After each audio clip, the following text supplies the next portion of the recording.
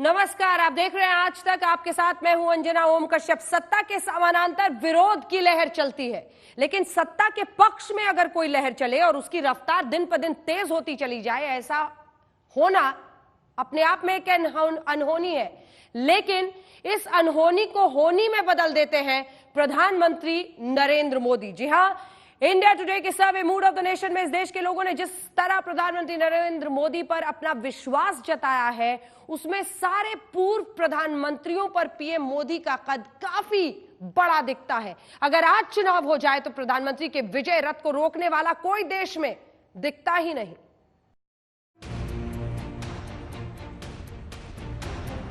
इस सरकार की पहचान है, हम समस्याओं को टालते भी नहीं हैं और न ही हम समस्याओं को पालते हैं। ये हमारी सरकार है जिसने ट्रिपल तलाक के खिलाफ कानून बनाया।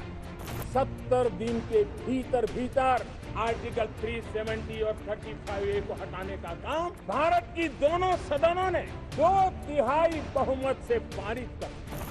सिटीजनशिप एक्ट नागरिकता देने का कानून है। हम उस देश के वासी हैं जिसने दुनिया को युद्ध नहीं, बुद्ध दिए हैं, शांति का संदेश दिया है। राम जन्मभूमि विवाद सुलझना इस देश लिए जरूरी था कि नहीं था? ये है प्रधानमंत्री नरेंद्र मोदी का जलवा। जय सिया राम। आपका ये प्रधान सेवक ये काम इसलिए कर पा रहा है क्योंकि हमारे लिए खुद से बड़ा दल है और दल से भी बड़ा देश है। लेकिन क्या प्रधानमंत्री मोदी का ये जलवा इतिहास के तमाम प्रधानमंत्रियों से प्रतियोगिता कर रहा है? Long years ago, we made a tryst with destiny. देश में सबसे लंबे समय तक प्रधानमंत्री रहे जवाहरलाल नेहरू क्या पीएम मोदी से लोकप्रियता में काफी पीछे छूट गए हैं? हम इस भारत को एक सुंदर भारत, एक साफ भारत, एक प्रगतिशील भारत, एक चमकता भारत हम बनाएंगे। क्या सबसे ज्यादा धमक से राज करने वाली पूर्व प्रधानमंत्री इंदिरा गांधी की जन छवि पर प्रधानमंत्री मोदी की छवि भारी पड़ रही है? आशा बलवती राजन, ये संसार आशा पर कायम है। क्या बीजेपी से निकले पहले प्रधानमंत्री अटल बिहारी वाजपेयी का तेज भी जनता की नजरों में पीएम मोदी के सामने फीका पड़ने लगा है? क्या है हिंदुस्तान के लोगों का मिजाज? 70 साल में भारत के बदलते नेतृत्व को लेकर क्या है उनका नजरिया? इन सारे सवालों पर इंडिया टुडे कार्वे इनसाइट्स ने सर्वे किया, जिसमें बहुत प्रमुखता के साथ ये बात उभर कर आई कि क्या पड़े हो चक्कर में कोई नहीं है पीएम मोदी की टक्कर में। लोग मुझे कभी कभी पूछते हैं कि मोदी जी थकते नहीं हो क्या, इतना दौड़ते रहते हो? मैंने कहा 125 करोड़ देशवासी हर पल मुझसे एक कदम आगे चलते हैं, हर बात में मेरा साथ देते हैं। उनके लिए ये जिंदगी खपाने का जो आनंद है वो मुझे थकने नहीं देता है, मुझे काम करने की प्रेरणा देता है। कि मैं विधि द्वारा स्थापित भारत के 2019 में मोदी की दोबारा ताजपोशी के बाद ये तो साफ हो गया था कि मौजूदा विपक्ष मुकाबले के लायक नहीं है, लेकिन एक साल बाद भी हालात नहीं बदले। इस बीच कोरोना से लेकर आर्थिक मंदी और चीन से लेकर कश्मीर तक की समस्याएं सामने आईं, लेकिन इनके समाधान में मोदी की मेहनत पर लोगों को आज भी पक्का यकीन है। अपने सर्वे के स्टैम्प पेपर पर लिखकर लोगों ने इस भरोसे को जनहित में जारी कर दिया है और उसी का नतीजा है कि मोदी अपने पूर्वाधिकारियों पर भारी पड़ते दिख रहे हैं। सर्वे में लोगों से पूछा गया कि अब तक का सबसे बेहतर प्रधानमंत्री कौन है, तो 44% लोगों का जवाब आया नरेंद्र मोदी। दूसरे नंबर पर अटल बिहारी वाजपेयी आए, जिनको 14% लोगों ने बेहतर बताया, तो 12% लोगों की राय के साथ तीसरे नंबर पर इंदिरा गांधी हैं, जबकि नेहरू को 7% वोटों के साथ चौथा नंबर मिला। अक्सर प्रधानमंत्री मोदी की तुलना इनके मजबूत फैसलों के कारण इंदिरा गांधी से होती है। अब आप देखिए कि इस तुलना में लोगों की नजर में कैसे मोदी इंदिरा से बहुत आगे निकल जाते हैं। अगस्त 2018 में मोदी की लोकप्रियता 26% थी और इंदिरा गांधी की 20%। अगस्त 2019 में मोदी की लोकप्रियता बढ़कर 37% हो गई और इंदिरा की 14%, जबकि इस अगस्त में मोदी 44% लोगों की पसंद बन गए और इंदिरा 12% की। सबसे बड़ा ऐतिहासिक विषय है कि गांधी परिवार, ये जो आपने दिखाया है आंकड़े, इसमें 2 प्रधानमंत्री गांधी परिवार के हैं और 1 प्रधानमंत्री गांधी परिवार का नियुक्त किया हुआ प्रधानमंत्री है। आप देखिए उनका ग्राफ कंबाइन, तीनों का कंबाइन करने पर भी प्रधानमंत्री नरेंद्र मोदी जी का ग्राफ उससे ऊपर जा रहा है। यह अपने आप में बहुत कुछ कहता है। देखिए, और आपने जब जनता से सवाल पूछा कि मोदी जी का सबसे अच्छा विषय क्या लगा, जो लोगों ने भ्रष्टाचार के ऊपर कहा है, मूड वर्सेस लूट। एक तरफ जनता का मूड इसलिए अच्छा है क्योंकि जो लूट वाली सरकार थी 70 वर्षों तक, जिन्होंने लूट तंत्र चलाया था, वो लूट तंत्र आज बंद हुआ है। कि हो पाँव में जिसके ताकत वो चल के रहता है, दुश्मन लाख गिराए संभल के रहता है, हो जिस चिराग में शिद्दत लौ जलाने की, हवाएं लाख बुझाएं वो जल के रहता है। कि वो आरबीआई का सर्वे नहीं देखेंगे जो ये कह रहा है कि लोगों का सरकार पे विश्वास सबसे कम है और असुरक्षा का भाव सबसे ज्यादा है देश में 73 साल में, ये आरबीआई का सर्वे कहता है। लोकप्रियता के इस शिखर पर जब प्रधानमंत्री मोदी खड़े हैं तो आपके ज़हन में ये सवाल उठ सकता है कि आज अगर चुनाव हो जाए तो किसको कितनी सीटें और कितने वोट मिलेंगे। अगर आज चुनाव हो जाए तो इंडिया टुडे के सर्वे के मुताबिक एनडीए को 316, यूपीए को 93 और अन्य को 134 सीटें मिल सकती हैं। अगर गठबंधन की जगह दलों की बात करें तो आज बीजेपी को 283, कांग्रेस को 49 और अन्य को 211 सीटें मिल सकती हैं। वोट की बात करें तो आज एनडीए को 42% वोट, यूपीए को 27% और अन्य को 31% वोट मिल सकते हैं। देखिए, सबसे बड़ी बात है कि हमारे प्रधानमंत्री का नेतृत्व और हम लोग उनकी अगुवाई में टीम में काम करते हैं, इस बात को समझिए। और मैं अटल बिहारी वाजपेयी की सरकार में भी मंत्री रहा हूं, हम लोग के नेता थे, अभिभावक थे, बहुत कुछ सीखा।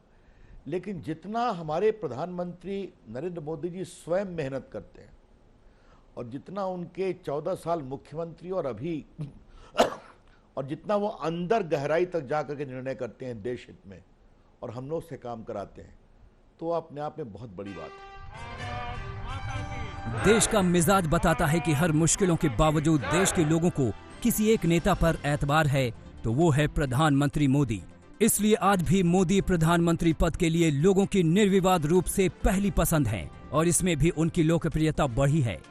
लोगों से पूछा गया कि वो अगला प्रधानमंत्री किसे चुनना चाहते हैं तो 66% ने मोदी का नाम लिया, जबकि दूसरे नंबर पर आने वाले राहुल गांधी को 8% लोग पसंद करते हैं।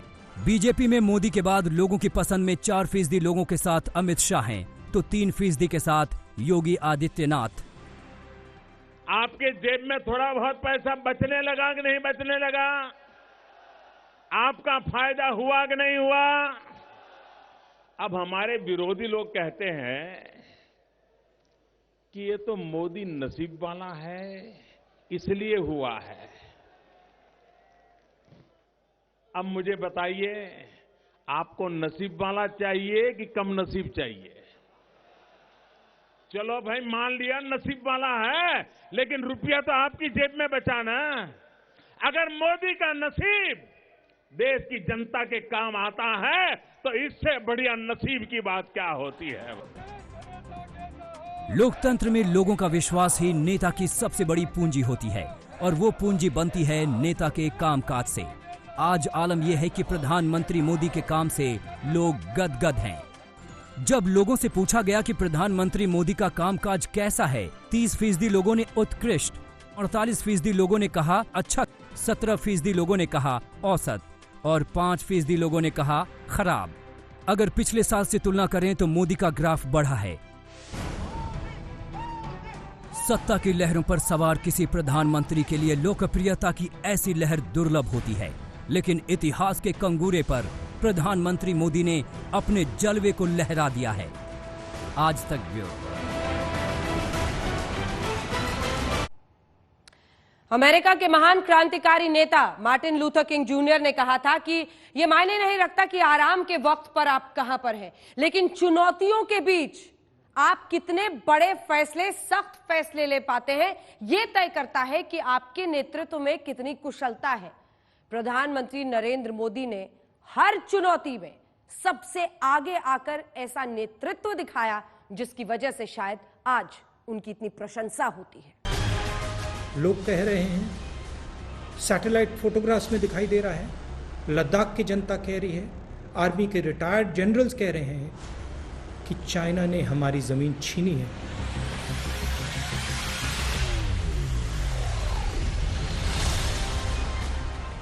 चीन के धोखे और साजिश पर विपक्ष ने कहा कि सरकार नाकाम। जवाब में खुद प्रधानमंत्री नरेंद्र मोदी ने कहा कि सब झूठ, लद्दाख में हमारी सीमा में न कोई आया है न घुसा है, न ही कोई घुसा हुआ है। तो सवाल है कि देश का मिजाज इन आरोपों और सफाई पर क्या बना है। ऐसे में इंडिया टुडे कार्वे इनसाइट्स के सर्वे में पूछा गया कि चीन के साथ तनाव को भारत ने कैसे निपटा। इस पर 69% लोगों ने माना कि मोदी सरकार ने चीन को मुंहतोड़ जवाब दिया, जबकि 15% ने माना कि सरकार मुंहतोड़ जवाब देने में नाकाम रही। वहीं 9% लोग मानते हैं कि सरकार ने लोगों से जानकारी छुपाई है। वहीं 7% लोगों को कुछ पता नहीं है। विस्तारवाद का युग समाप्त हो चुका है। ये युग विकासवाद का है। तेजी से बदलते हुए समय में विकासवाद ही प्रासंगिक है। विकासवाद के लिए ही अवसर है और विकासवाद ही भविष्य का आधार भी है। इस साल 1 अप्रैल को जब चीन ने अपने गणतंत्र की 70वीं सालगिरह मनाई तो राष्ट्रपति रामनाथ कोविंद से लेकर प्रधानमंत्री नरेंद्र मोदी तक ने बधाई दी। इत्तफाक देखिए कि 70 साल पहले चीन को मान्यता देने वाला भारत पहला गैर कम्युनिटी देश था, लेकिन चीन ने बार बार धोखा दिया, आक्रमण किया। इसीलिए जब चीन के लद्दाख वाली साजिश और अतिक्रमण पर पूछा गया कि क्या भारत को चीन से युद्ध करना चाहिए, तो जवाब में 59% लोगों ने कहा हाँ, 34% लोगों ने कहा ना, जबकि 7% लोग असमंजस में दिखे।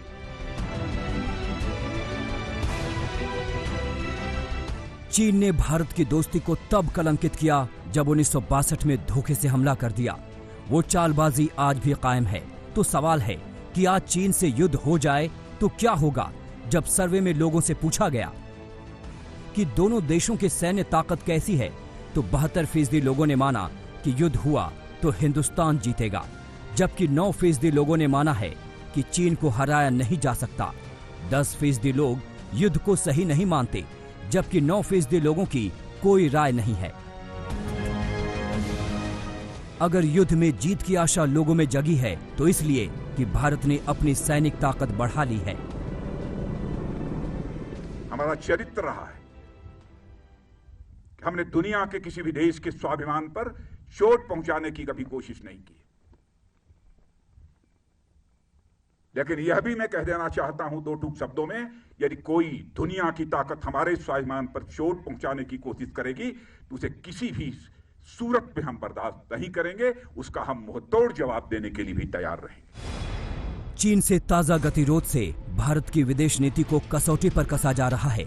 विपक्ष कहता है कि विदेश नीति फेल हो गई, सरकार कहती है कि सब सही है। ऐसे में जब लोगों से पूछा गया कि लद्दाख में गतिरोध के लिए कौन जिम्मेदार है, तो 47% ने चीन की आक्रामक नीति को जिम्मेदार ठहराया। 30% भारत की दोषपूर्ण विदेश नीति को, 11% ने इसे खुफिया तंत्र की नाकामी बताया, तो 12% लोगों ने राय नहीं बताई। जब चीन के साथ दोस्ती को प्रगाढ़ बनाने के लिए प्रधानमंत्री मोदी ने कारोबारी दस्तावेज खोल दिए थे, वैसे समय चीन की सरहद पर गद्दारी के बाद सवाल उठा कि क्यों न चीन की जेब में छेद कर दिया जाए। प्रधानमंत्री मोदी ने आत्मनिर्भर भारत का नारा उछाल दिया। लोकल के लिए वोकल बनना है। 21वीं सदी भारत की हो, ये हम सभी की जिम्मेदारी भी है। 21वीं सदी भारत की सदी बनाने का हमारा दायित्व आत्मनिर्भर भारत के प्रण से ही पूरा हो। भारत ने चीन के ऐप्स पर पाबंदी लगाई तो हमने लोगों से जानना चाहा कि क्या कॉन्ट्रैक्ट और ऐप पर बैन चीन को सही जवाब है। इस पर 91% लोगों ने इसे सही बताया, जबकि 7% इस फैसले को गलत बता रहे हैं। लेकिन चीनी सामान बैन होने पर क्या लोग महंगी चीजें खरीदेंगे? इस पर 67% ने हाँ में जवाब दिया। पहले चीन से कोरोना आया और फिर लद्दाख में LAC पर धोखे का खेल। इसमें प्रधानमंत्री मोदी के सीमा विवाद पर उठाए गए कदम को जनता सही ठहरा रही है। आज तक ब्यूरो। माता की जय, भारत माता की जय, भारत माता की जय। मुश्किलों की आहट को भांप लेना किसी कुशल नेतृत्व की एक अहम पहचान होती है। जिस वक्त कोरोना की महामारी को दुनिया काफी हल्के में ले रही थी, उसी वक्त प्रधानमंत्री नरेंद्र मोदी ने उसकी रोकथाम के लिए हर जरूरी कदम उठाए। ये सही है कि आज कोरोना बहुत तेजी से देश में बढ़ रहा है, लेकिन शुरुआत में ही इस पर नियंत्रण के उपाय जिस तरह से देश में प्रधानमंत्री ने उठाए, आज हालात बहुत बुरे हो सकते थे। प्रधानमंत्री मोदी के निर्णय पर लोग भी अपनी सहमति की मुहर लगा रहे हैं।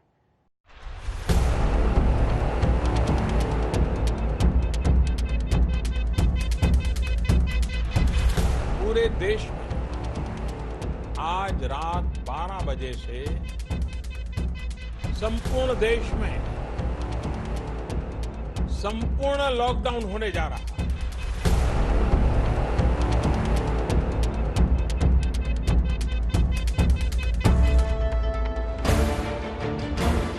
आज कोरोना की महामारी से हिंदुस्तान में 21.5 लाख से ज्यादा लोग प्रभावित हैं और 43,500 लोग दम तोड़ चुके हैं। ऐसे में सवाल उठ रहा है कि मोदी सरकार के लॉकडाउन का फैसला क्या कारगर रहा? ये सवाल लोगों से पूछा गया तो 34% लोगों ने कहा कि हाँ, 38% लोगों ने कहा कि हाँ, जान तो बची लेकिन आर्थिक तंगी भी बढ़ी। 25% लोगों ने कहा कि नहीं, इससे सिर्फ आर्थिक नुकसान बढ़ा, जबकि 3% लोगों की कोई राय नहीं बनी। आज आलम यह है कि भारत कोरोना मरीजों के मामले में दुनिया में 3रे नंबर का देश हो चुका है।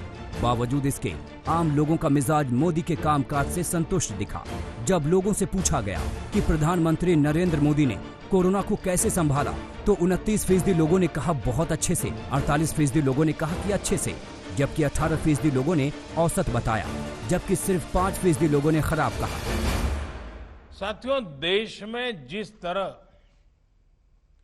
सही समय पर सही फैसले लिए गए, आज उसी का परिणाम है कि भारत अन्य देशों के मुकाबले काफी संभली हुई स्थिति में है।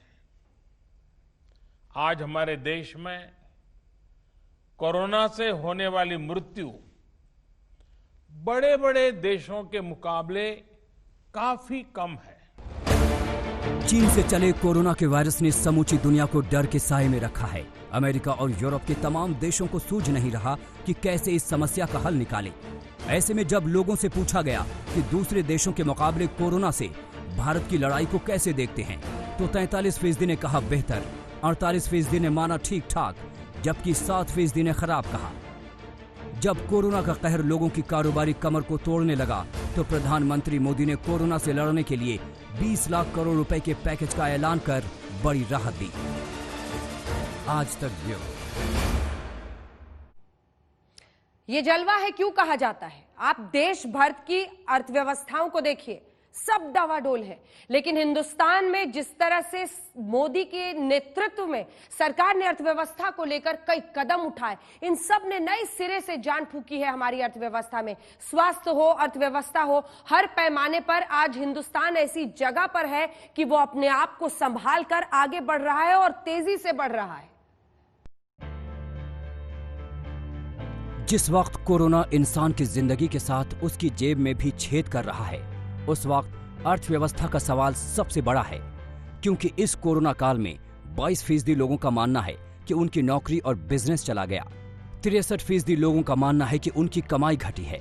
जबकि 1% लोग मान रहे हैं कि उनकी कमाई बढ़ी है, जबकि 14% लोग कह रहे हैं कि कोई बदलाव नहीं हुआ। लेकिन ऐसे आर्थिक संकट के दौर में भी लोगों का प्रधानमंत्री नरेंद्र मोदी पर विश्वास बना हुआ है। लोगों से पूछा गया कि आर्थिक तंगी से मोदी सरकार कैसे निपटी, तो 24% लोगों ने सरकार को उत्कृष्ट माना, 48% लोगों ने कहा कि अच्छे से, 21% लोगों ने औसत बताया, 6% लोगों ने खराब, जबकि 1% लोगों को पता नहीं। हालांकि लोगों की नाराजगी भी सरकार से कुछ मुद्दों पर बनी हुई है। सर्वे में लोगों से पूछा गया कि मोदी सरकार की अब तक की सबसे बड़ी नाकामी क्या है, तो 25% लोगों ने कहा कि कोरोना से निपटने का तरीका, 23% लोगों ने बेरोजगारी, लॉकडाउन में मजदूरों के विस्थापन को 14%, 11% ने महंगाई, 7% ने अर्थव्यवस्था और 6% ने स्वास्थ्य सेवाओं को मोदी सरकार की नाकामी बताया है। लेकिन इन तमाम मुश्किलों के बीच प्रधानमंत्री मोदी ने आत्मनिर्भर भारत का नारा तो उछाल दिया, लेकिन ज्यादातर लोगों को लगता है कि भारत में अभी अपने दम पर अपनी आर्थिक स्थिति सुधारने की क्षमता नहीं है। आज तक ब्यूरो।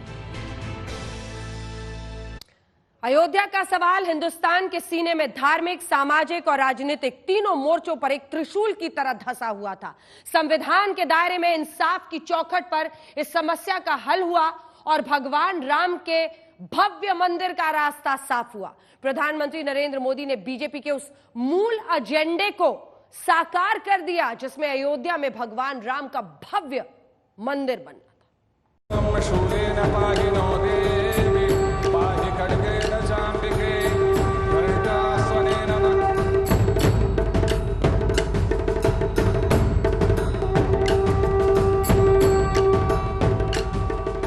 सियावर रामचंद्र की, सियावर रामचंद्र की जय सिया राम। 5 अगस्त की दोपहर श्री राम मंदिर के गर्भगृह में प्रधानमंत्री नरेंद्र मोदी भूमि पूजन कर रहे थे।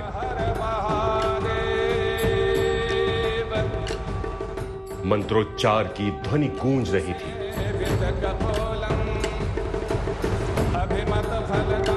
और इसी के साथ देश में इतिहास बदल रहा था।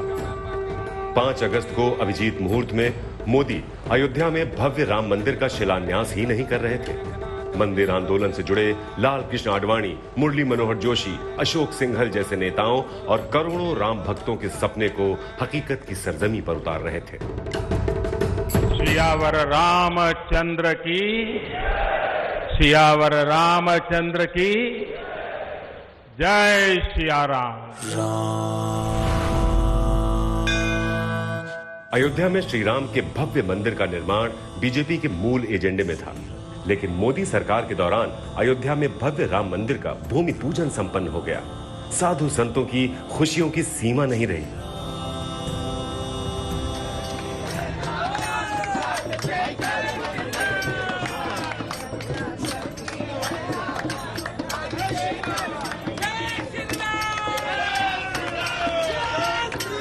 और आना बड़ा स्वाभाविक भी था, क्योंकि राम काज किनु बिनु मोहि कहां विश्राम।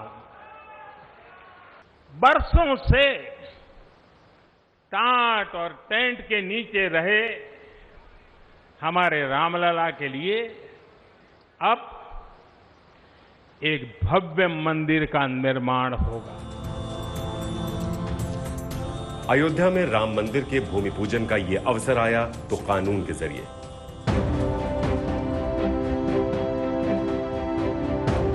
बाकायदा सुप्रीम कोर्ट के फैसले के आधार पर भूमि पूजन किया गया।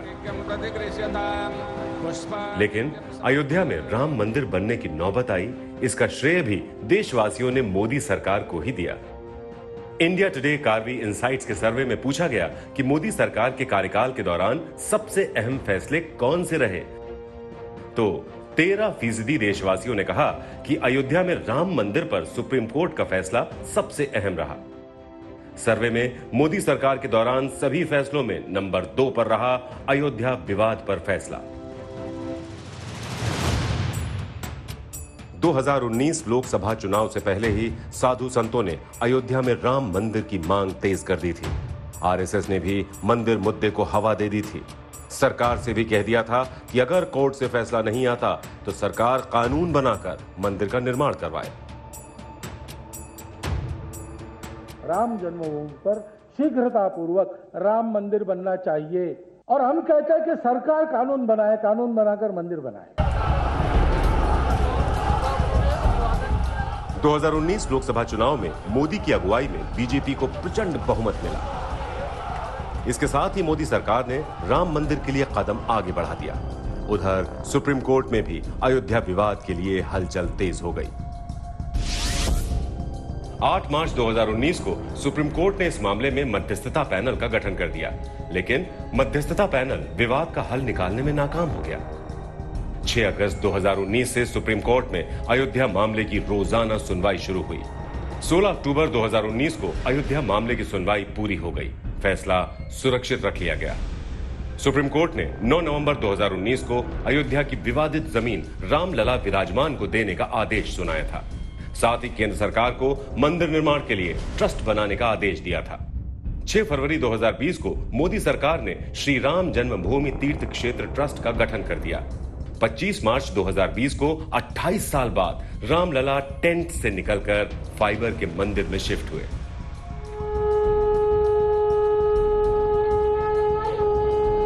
पांच अगस्त को प्रधानमंत्री नरेंद्र मोदी ने अयोध्या में राम मंदिर का भूमि पूजन करके भव्य राम मंदिर की आधारशिला रख दी। जो प्रधानमंत्री ने राम की महिमा का बखान किया, सब में राम और हम और राम सबों में, और जो राम का एक व्यापक विस्तृत स्वरूप उन्होंने प्रस्तुत किया, और जो इस मंदिर की महिमा का उन्होंने जयगान किया कि यह मंदिर कैसा बनेगा, आशा का मंदिर, सर्जना का मंदिर, प्रगति का मंदिर, भारत के भविष्य को आशा की ऊंचाइयों पर ले जाने वाला मंदिर। तो ये सब एक प्रकार से दूरदर्शी नेता की तरह जो उन्होंने भाषण दिया, जिस समय वो दंडवत लेटे वो रामलला के सामने, तो वो बड़ा ही भावुक क्षण था। आज का भूमि पूजन एक सिंबल ऑफ इंडिया है। प्रधानमंत्री जी, आपको आपका मजहब मुबारक, आपको गुलवालकर की आइडियोलॉजी मुबारक, मगर आप देश के प्रधानमंत्री हैं। आपको ये बात समझने की जरूरत है कि देश का सिंबल ना कोई मंदिर हो सकता है, ना कोई मस्जिद हो सकती है। हालांकि विपक्ष ने अयोध्या की पूजा में भाग लेने के लिए प्रधानमंत्री मोदी का विरोध भी किया। अयोध्या में राम मंदिर का रास्ता भले ही सुप्रीम कोर्ट के फैसले से ही खुला हो, भले ही विपक्ष मोदी की राम आराधना पर सवाल उठा ले, लेकिन मोदी राज में राम मंदिर के मसले का फैसला हो गया, भूमि पूजन हो गया। करोड़ों राम भक्तों के हृदय में मोदी की अमिट छाप पड़ गई। आज तक ब्यूरो। प्रधानमंत्री नरेंद्र मोदी ने जो वादा किया उसे निभाया। अनुच्छेद 370 का जम्मू कश्मीर से हटना, कहा तो कहा जाता था कि अगर ऐसा सख्त कदम सरकार उठाती है तो कश्मीर की बर्फीली फिजाओं में आग लग जाएगी। लेकिन आज 1 साल हो गया, पिछले साल अगस्त के ही महीने में हटाया गया था अनुच्छेद 370। आप खुद जाकर देखिए, परिस्थितियां शांतिपूर्ण है।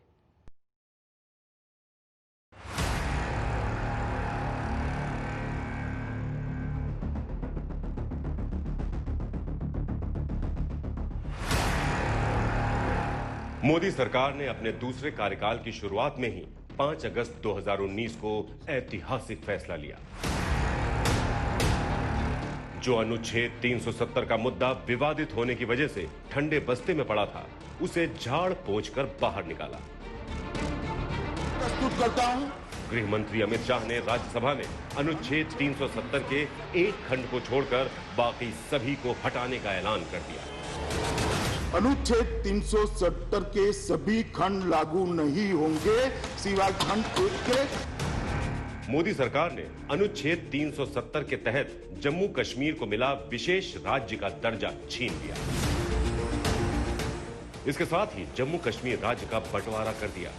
जम्मू कश्मीर को अलग केंद्र शासित प्रदेश बना दिया तो लद्दाख को अलग केंद्र शासित प्रदेश। अनुच्छेद 370 हटाने का मुद्दा बीजेपी के एजेंडे में था, जिसे मोदी सरकार ने अपनी दूसरी पारी में पूरा कर दिया।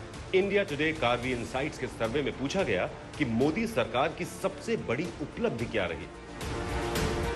सर्वे में सबसे ज्यादा लोगों ने अनुच्छेद 370 हटाने के फैसले को सबसे बड़ी उपलब्धि करार दिया। 16% लोगों ने अनुच्छेद 370 हटाने को मोदी सरकार का सबसे बड़ा फैसला बताया। चाहे वो 370 को समाप्ति हो, आज कश्मीर भारत का अंग है और रहेगा, और वहां के विकास की पूरी चिंता हो रही है और होगी, और आतंकवादियों के खिलाफ सख्त कार्रवाई हो रही है। कि कांग्रेस देश की हित नहीं। कश्मीर से आर्टिकल 370 हटाने पर विपक्ष ने हंगामा काट दिया। उधर कश्मीर में हालात काबू करने के लिए धारा 144 लगा दी गई। इंटरनेट और मोबाइल सेवाएं बंद कर दी गईं।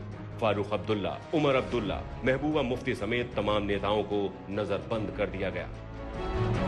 President, I can tell you that right now, you will have the prayers of over 1 billion people if you can mediate and resolve this issue. Pakistan इस फैसले से बौखला उठा। अमेरिका से लेकर यूनाइटेड नेशन तक में गुहार लगाई, लेकिन उसकी एक न सुनी गई। उल्टे मोदी ने इस मुद्दे पर विश्व के तमाम देशों को अपने पक्ष में कर लिया।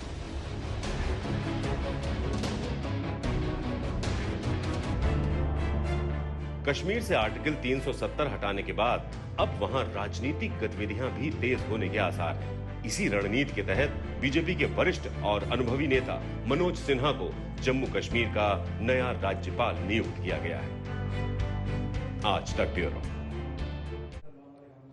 प्रधानमंत्री मोदी के नेतृत्व में लोगों का अटूट भरोसा है, तो मोदी सरकार के कई मंत्रियों में भी अपनी काबिलियत का लोहा मनवाया। गृह मंत्री अमित शाह नागरिकता कानून से लेकर अनुच्छेद 370 हटाने में अपना दमखम उन्होंने दिखाया, तो रक्षा मंत्री राजनाथ सिंह राफेल लड़ाकू विमान लाने से लेकर देश की सुरक्षा को लेकर अपने मजबूत इरादों का इजहार करते दिखे। वहीं मुख्यमंत्रियों की बात करें तो लोगों की नजर में उत्तर प्रदेश के मुख्यमंत्री योगी आदित्यनाथ का जवाब नहीं।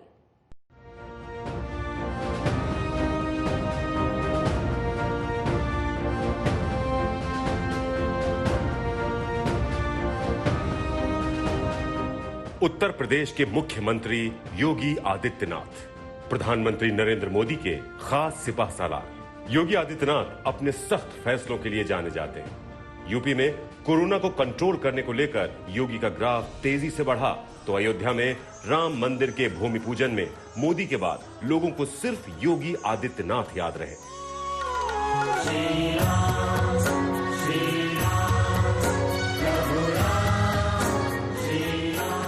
मर्यादा पुरुषोत्तम भगवान श्री राम के मंदिर में इस समय रामलला विराजमान जहां पर हैं, और स्थायी मंदिर में शास्त्र सम्मत तरीके से चैत्र शुक्ल प्रतिपदा से भगवान राम विराजमान हैं, और वहां पर उनके दर्शन करने की एक व्यवस्था दी गई है। सुरक्षा की पुख्ता व्यवस्था है। श्री राम जन्मभूमि तीर्थ जो क्षेत्र ट्रस्ट है वह वहाँ की व्यवस्था व्यवस्थित रूप से संचालित कर रहा है। अब कोई भी उसमें समस्या नहीं रही है।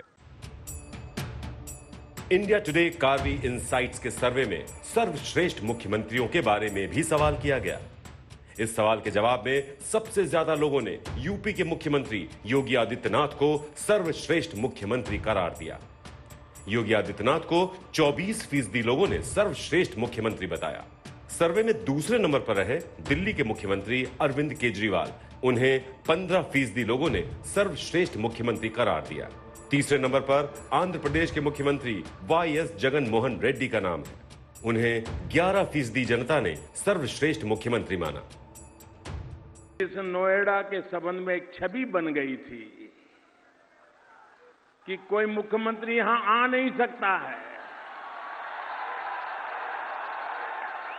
उस मिथक को योगी जी ने बिना बोले अपने आचरण से सिद्ध कर दिया कि ये सब मान्यताएं गलत होती हैं। आधुनिक युग ऐसा हो नहीं सकता, और इसलिए मैं योगी जी को हृदय से बधाई देता हूं। इंडिया टुडे कार्वी इनसाइट्स के सर्वे में मोदी के टॉप 10 मंत्रियों के बारे में भी जनता की राय ली गई। इस सर्वे में जनता ने जो जवाब दिया उसके मुताबिक मोदी के मंत्रियों में पहले नंबर पर हैं गृह मंत्री अमित शाह, जिन्हें 39% जनता ने मोदी सरकार का बेस्ट परफॉर्मिंग मंत्री माना। दूसरे नंबर पर हैं रक्षा मंत्री राजनाथ सिंह, जिन्हें 17% जनता ने बेस्ट परफॉर्मर बताया। तीसरे नंबर पर भूतल परिवहन मंत्री नितिन गडकरी का नाम आता है, जिन्हें 10% जनता ने सर्वश्रेष्ठ मंत्री बताया। चौथे नंबर पर वित्त मंत्री निर्मला सीतारमण हैं, उन्हें 9% जनता ने बेस्ट परफॉर्मर बताया। पांचवें नंबर पर रविशंकर प्रसाद हैं, जिन्हें 3% जनता ने सर्वश्रेष्ठ मंत्री बताया। तो ये टीम मोदी ही प्रधानमंत्री मोदी की सबसे बड़ी ताकत है।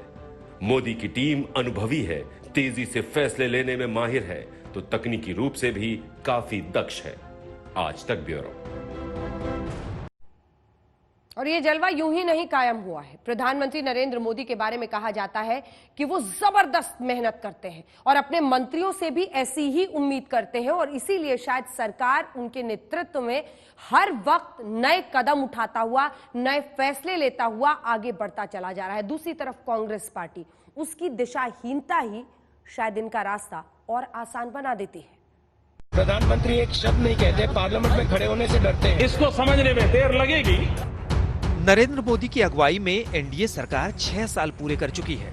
सरकार का दूसरा कार्यकाल चल रहा है। मोदी की कामयाबी ये भी है कि उनके आगे विपक्ष की ताकत छिन्न भिन्न हो गई है। विपक्षी पार्टियां एकजुट नहीं हो पा रही हैं, तो बीजेपी अपने कांग्रेस मुक्त भारत के संकल्प पर आगे बढ़ रही है। कांग्रेस की दिक्कत यह है कि उसका हर दाव उल्टा पड़ता जा रहा है। चीन के साथ लेह लद्दाख सीमा पर तनाव के बीच जिस तरह से कांग्रेस नेता राहुल गांधी ने सरकार की आलोचना की, उसके बारे में इंडिया टुडे कार्वी इनसाइट्स के सर्वे में जब पूछा गया तो 59% लोगों ने माना कि राहुल गांधी को राष्ट्रीय सुरक्षा से जुड़े मुद्दों पर सरकार पर हमला नहीं करना चाहिए था, जबकि 27% लोगों का कहना था कि राहुल गांधी ने वाजिब मुद्दे उठाए थे।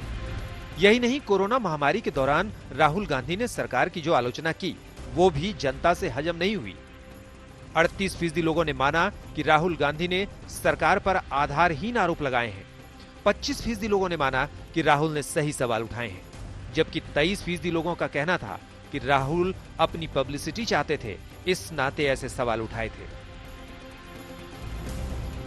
विपक्षी पार्टियों में कांग्रेस की भूमिका के बारे में जब इंडिया टुडे कार्वी इनसाइट्स के सर्वे में सवाल किया गया तो सिर्फ 9% ने कांग्रेस की भूमिका को बेहतरीन बताया, 35% ने कांग्रेस की भूमिका को अच्छी बताया, 32% ने कांग्रेस की भूमिका को औसत बताया, जबकि 21% लोगों ने विपक्ष में कांग्रेस की भूमिका को बेहद कमजोर माना।